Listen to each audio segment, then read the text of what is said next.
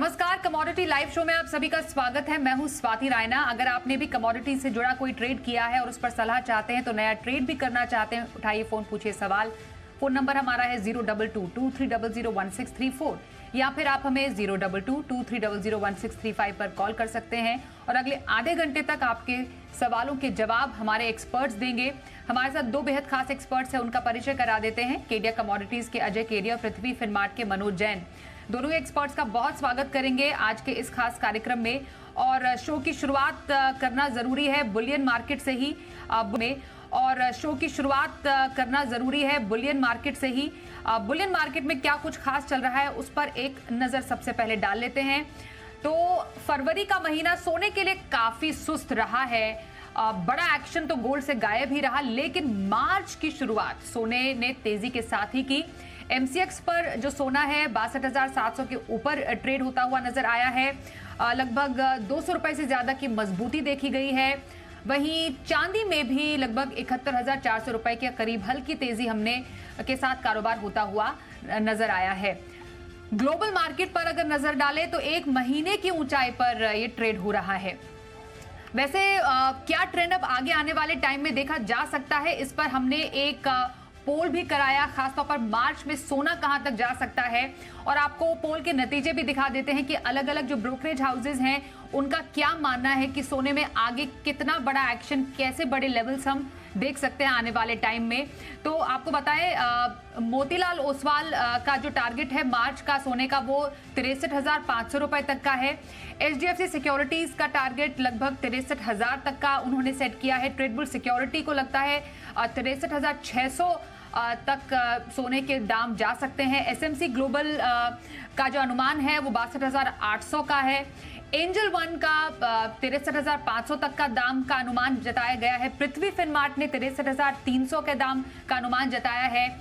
वहीं LKP securities को लगता है कि मार्च में सोना 63,500 प्रति 10 ग्राम तक जा सकता है। पैराडाइम कमोडिटी ने भी लगभग 63,500 तक के ही दाम का अनुमान जताया है। निर्मल बंग जो है उनको भी लगता है कि 63,500 तक दाम जा सकते हैं। केडिया कमोडिटी थोड़ा कंजर्वेटिव यहाँ पर नजर आए, 61,500 तक के दाम सोने में जाते हुए यहाँ पर नजर आ रहे हैं। समझना बेहद ज्यादा जरूरी हो जाता है कि आखिरकार हम इस ट्रेंड से क्या समझे। मैं हमारे जो दो एक्सपर्ट्स हैं उनकी तरफ से हमने पोल में एक अनुमान भी समझ लिया। फिर भी फंडामेंटल्स के लिहाज से अगर मैं अजय सर आपसे पहले जानना चाहूं, क्या आप मार्च में सोने के लिए अहम फंडामेंटल्स देखते हैं? जो नियर टर्म टारगेट है वो कहां तक हम गोल्ड का जाते हुए देख पा रहे हैं? नमस्कार स्वाति जी। देखिए, फंडामेंटली अगर हम देखें तो लॉन्ग टर्म तो डेफिनेटली गोल्ड के लिए काफी मजबूत है। ये साल हम देख रहे हैं कि 68-70 हजार की बातें भी है, हो भी जाएगा ये। लेकिन आप समझिए कि अगर हम दिसंबर में देखें 64,000 का हाई लगने के बाद कंटिन्यू प्राइसेस क्यों फॉल हो रहा है? पहला है डॉलर इंडेक्स अभी भी 104 के ऊपर है। दूसरा, उम्मीद थी कि fed interest rate cut immediately कर देगा मार्च में, बट मार्च में भी नहीं होने वाला, अप्रैल में नहीं, मई में नहीं, जून की भी प्रोबेबिलिटी है वो 50% पे आई हुई है। तो मुझे लगता है एक करेक्टिव डिप गोल्ड में लग रहा है मार्च के लिए, जहाँ पे 61,500 तक का मुझे लगता है, जो पहले भी हमने फरवरी में देखा था वहां तक आ सकता है। अच्छा, डेटा की बात करूं तो हम ऑलरेडी देख रहे हैं कि यूएस में जिस ढंग से थोड़ी बहुत रिकवरी दिखाई दे रही है तो डॉलर उसका सपोर्ट ले रहा है। तो मैं ये बोल रहा हूँ कि लॉन्ग टर्म डेफिनेटली गोल्ड के लिए 2024 बहुत बेहतरीन रहेगा।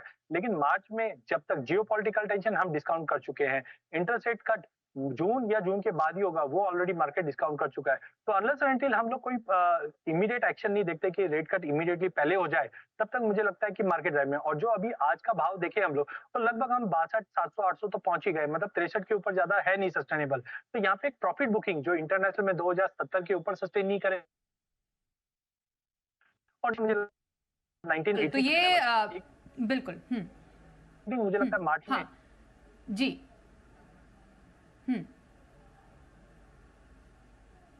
सर बात पूरी कीजिए सर।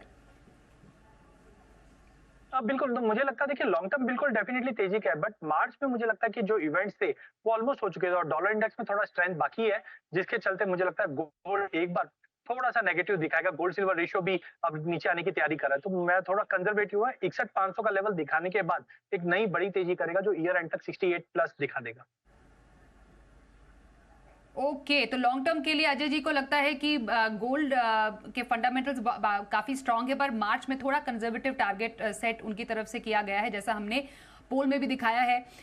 और मैं समझना चाहूंगी मनोज जी आपकी तरफ से, फिलहाल 63,300 ये मार्च तक के हमने देखे पृथ्वी फिनमार्ट की तरफ से टारगेट सेट करते हुए नजर आए हैं। आपको गोल्ड में क्या कॉन्फिडेंस नजर आ रहा है? नमस्कार स्वाति जी। बिल्कुल, यहाँ पे हम देख रहे हैं कि सोना जो है फरवरी मंथ में जो गिरावट आई थी उसके बाद भी हमने देखा कि जो $2000 के जो सपोर्ट्स लेवल थे इंटरनेशनल मार्केट में वो स्ट्रांगली होल्ड होते हुए नजर आए थे। और भारतीय बाजारों में भी 61,700 61,800 के जो लेवल्स थे सपोर्ट्स लेवल, वो सोने ने रिस्पेक्ट किए थे और उसके बाद फिर हम ग्रेजुअली यहाँ पे बढ़ते हुए आते हुए हमने देखी। कल जो यूएस के आंकड़े आए हैं, जो पीसी प्राइस इंडेक्स और कोर प्राइस इंडेक्स पे सबकी नजर थी और इन्फ्लेशन को लेकर के एक चिंता थी, लेकिन वहां से कोई सरप्राइज देखने को नहीं मिला और उम्मीद के मुताबिक ही वो डेटा रहे। साथ ही हमने देखा कि यहाँ पे जो यूएस की हाउसिंग मार्केट है वहाँ लगातार प्रेशर देखने को मिल रहा है। साथ ही जो बेरोजगारी के आंकड़े वहां पे भी बढ़त आती हुई नजर आई है। तो उसी के चलते हमने ट्रेंड जो है थोड़ा सा चेंज होते हुए देखा है और $2050 के ऊपर कल सोना जो है क्लोजिंग देता हुआ नजर आया और 3 सप्ताह के उच्च स्तर पे हमने कल सोने को इंटरनेशनल मार्केट में पहुंचते हुए देखा। तो हमारा मानना है कि यूएस फेड का जो पॉलिसी मीटिंग मार्च में होना है 19-20 तारीख को, उसके पहले एक बार सोना 2085 से $2100 के जो लेवल से उसको टेस्ट करता हुआ नजर आएगा। तो उसी को नजर रखते हुए हमने जो लक्ष्य सुझाए हैं 63,300 के, तो हमारा मानना है कि करेक्शन आने के पहले एक बार सोना जो है अपने रेजिस्टेंस लेवल 2085 से $2100 इंटरनेशनल मार्केट में और भारतीय बाजारों में 63,000 से 63,300 इसको टेस्ट करते हुए आएगा नजर। तो यहाँ पे अभी लॉन्ग की पोजीशन में बने रह सकते हैं। हाँ, 2100 का जो लेवल है वो एक रेजिस्टेंस लेवल है, तो वहां पे फिर एक बार लॉन्ग की पोजीशन में मुनाफा वसूली की सलाह रहेगी और जो फेड के जो आउटकम्स आएंगे मार्च मीटिंग के, वो फिर आगे मार्केट को डायरेक्शन देते हुए नजर आएंगे।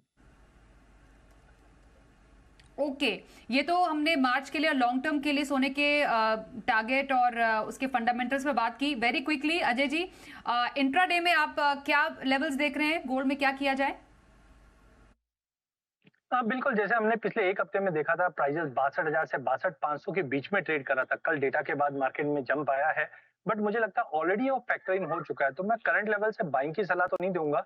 मुझे लगता है कि हायर साइड पे 850 900 का लेवल जरूर दिखा दे, बट आज शुक्रवार है और शुक्रवार जनरली हम देखते हैं प्रॉफिट बुकिंग का डे होता है। तो मुझे लगता है 850 900 के करीब जाने के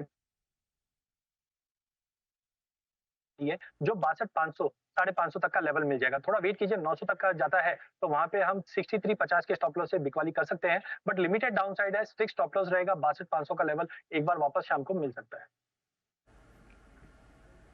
बिल्कुल।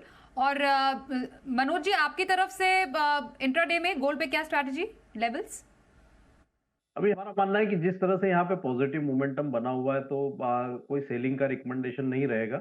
आज हमने अच्छी रैली जो है देखी है और कल शाम के सत्र से जो रैली शुरू हुई है, तो यहाँ पे शाम को डेटा के समय अगर थोड़ा डीप आता है 62,600 के आसपास, तो वहां फिर एक बार बाई की सलाह रहेगी। जो स्टॉप लॉस लगाना है वो 62,380 का लगाना है और लक्ष्य ऊपर में यहाँ 63,000 तक के लेकर के चल सकते हैं।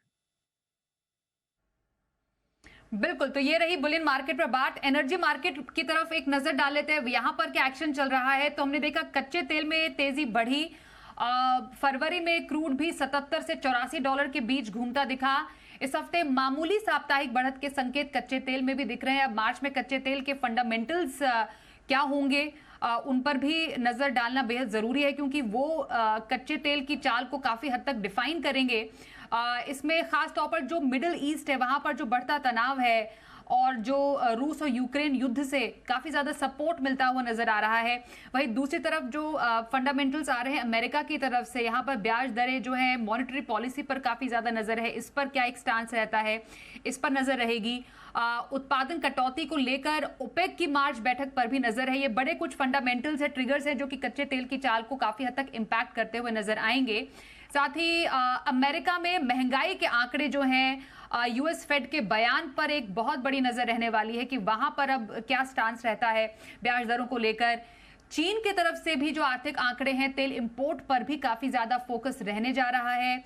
मैन्युफैक्चरिंग हो गई, प्रॉपर्टी जो सेक्टर है वहां पर सुधार के लिए चीन में स्टिमुलस पैकेज की उम्मीद जताई जा रही है, वो भी ड्राइव कर सकते हैं तेल के दामों को। वहीं 5 मार्च को चीन में संसद की वार्षिक बैठक पर भी नजर रहने जा रही है। तो क्रूड को लेकर भी काफी ज्यादा स्ट्रॉन्ग फंडामेंटल्स है जिस पर नजर रहेगी। मैं अजय सर आपसे समझना चाहूंगी कहां पर मूवमेंट आप देख पा रहे हैं इन सब तमाम फंडामेंटल्स को ध्यान में रखते हुए, कच्चे तेल की चाल आगे जाकर कहां पर?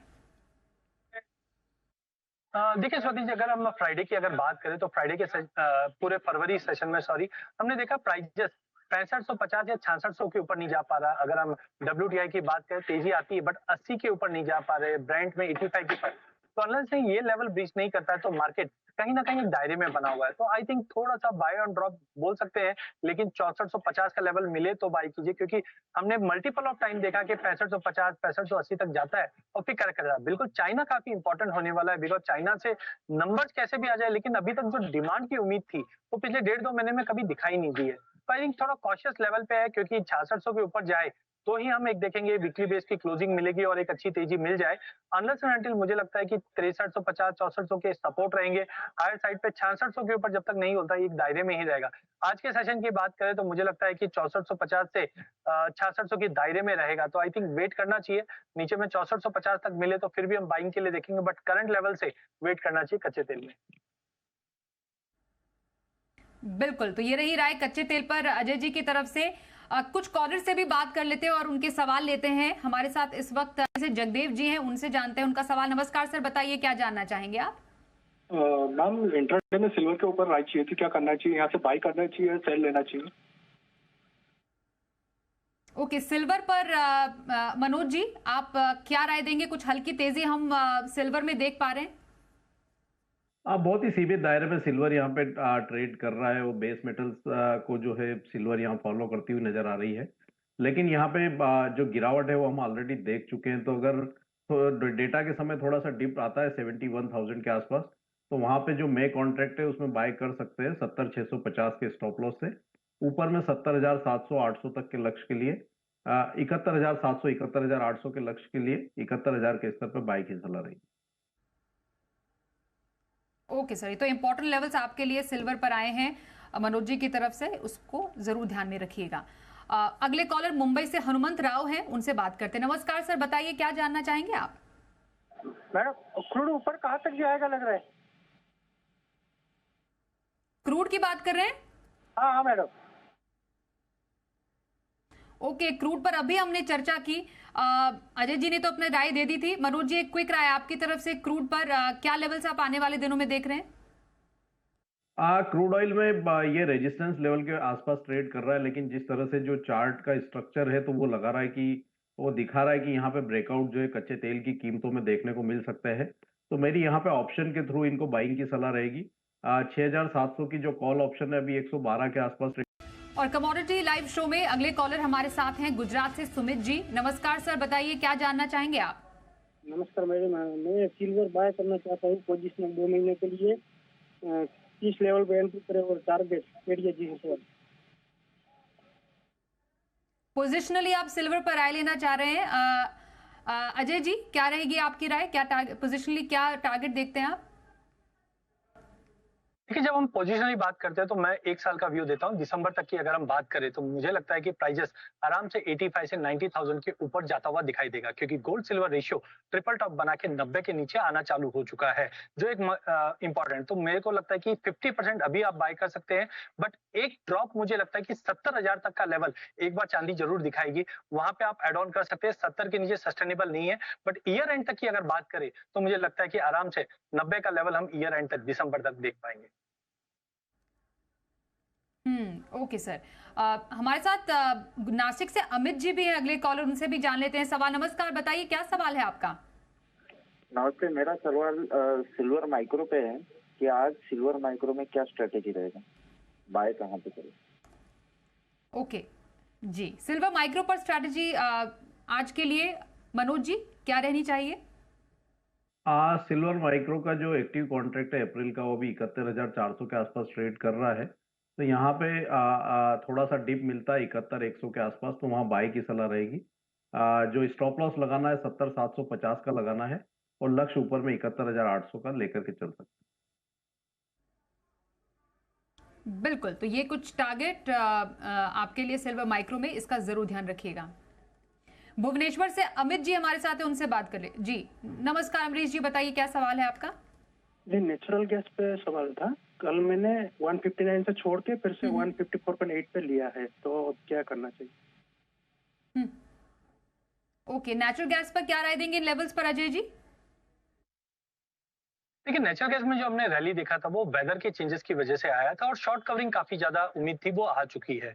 तो मुझे लगता है कि 160 के ऊपर प्राइजेस जब तक सस्टेन नहीं करता है एक पुल बैक दे सकता है वापस 145 146 तक। तो बेटर अगर इनकी लॉन्ग पोजीशन है तो एक बार निकल जाइए, क्योंकि ऑलरेडी हमने करीबन 130 से 155 56 देख चुके हैं। तो मुझे लगता है एक प्रॉफिट बुकिंग मार्केट में एक बार आनी चाहिए, जो डाउन साइड में 145 तक का लेवल टेम्पररी दिखा सकता है। बिल्कुल सर। तरुण जी एमपी से हमारे साथ हैं, एक और कॉलर, उनसे भी बात कर लेते हैं। नमस्कार तरुण जी, बताइए क्या सवाल है आपका? गोल्ड में क्या करना चाहिए, और सुनने में आ रहा है कि ये शनिवार को मार्केट ओपन रहेगा, इस पर एक्सपर्ट की क्या राय है? मुझे बात बताइए, गोल्ड में आपको कब तक का व्यू चाहिए सर? एक वीक का। एक वीक का व्यू। मनोज जी गोल्ड पर क्या देंगे आप? यहाँ पे बाय की सलाह रहेगी 62,600, जैसा कि मैंने पहले भी बताया वो लेवल पे बाय करिए 62,380 के स्टॉप लॉस से। एक वीक के लिए यहाँ पे लक्ष्य जो है वो 63,000 तक का रख करके चल सकते हैं। और उनका दूसरा सवाल जो मार्केट ओपनिंग को लेकर के था, तो वो इक्विटी मार्केट के लिए डीआर साइड की टेस्टिंग के चलते कल रहेगा मार्केट चालू, लेकिन कमोडिटी मार्केट कल चालू नहीं रहेगी। ओके, तो ये आपके दोनों सवालों के जवाब दे दिए हमारे एक्सपर्ट मनोज जी ने। सुचिता दिल्ली से अगली कॉलर है, उनसे भी बात कर लेते हैं। नमस्कार मैम, बताइए क्या सवाल है आपका?